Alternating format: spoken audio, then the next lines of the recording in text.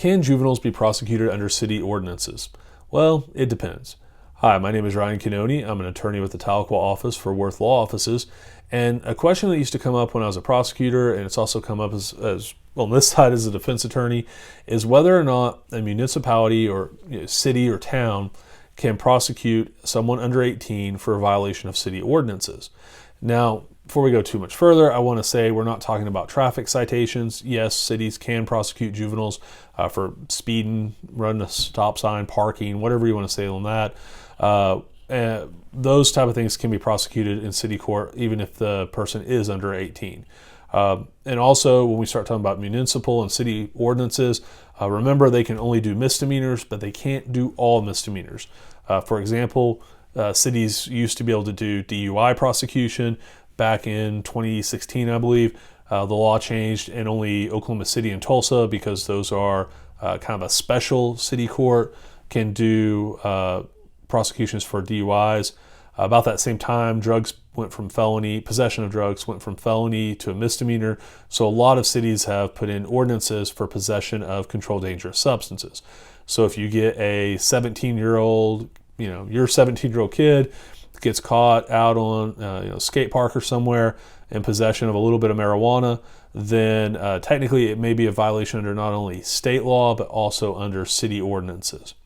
Now, if a city wants to prosecute juveniles, they have to actually take some extra steps. The first thing is it depends on how much the population density is. If you have a city or town with population under 25,000, then they make an agreement upon notice with the district court for the county there. And the agreement is basically, hey, we're going to start doing juveniles under our ordinances, and everyone's okay with that. If it's over 25,000, this agreement has to be approved by not just the district court, but the district attorney's office as well. So they have to get permission from both of these other entities, and an agreement, like a formal kind of contract, is written up that states out everything that the city is going to do. Because when you're talking about juveniles, these are normally, at least in state court, these are kept confidential. But even beyond that, there's a lot of other things that go on to juvenile delinquent cases. For instance, in juvenile delinquent cases, if they are housed, let's say they're being held in a facility, they're incarcerated, as it were, for until a trial or until something's going on, there's all types of requirements that they be kept separate from the adult inmates. That they have their own different, they call it sight and sound, meaning that they neither have sight nor sound of the adults. A lot of times they have to have their own specialized areas. And so there's a lot of care taken into this type of thing. Cities also have to follow that. They can't just throw a juvenile offender in with their normal city jail population. That per the statute, their agreement has to mention that they will not do that. Here's all the things we're going to do to keep juveniles safe from adult offenders. So that's the big thing, is they have to fill out one of these agreements. If a city or municipality does not have one of these, and there are a lot that don't, then they cannot prosecute juvenile offenses. A lot of smaller towns, just over the course of my time as a prosecutor, I worked all over eastern Oklahoma, and there were smaller towns that would occasionally, you'd have an officer catch some kids with some marijuana, catch some kids shoplifting, and try to run it through their city courts. But whenever a defense attorney would come in and start looking, they would find that there was no interlocal cooperation agreement.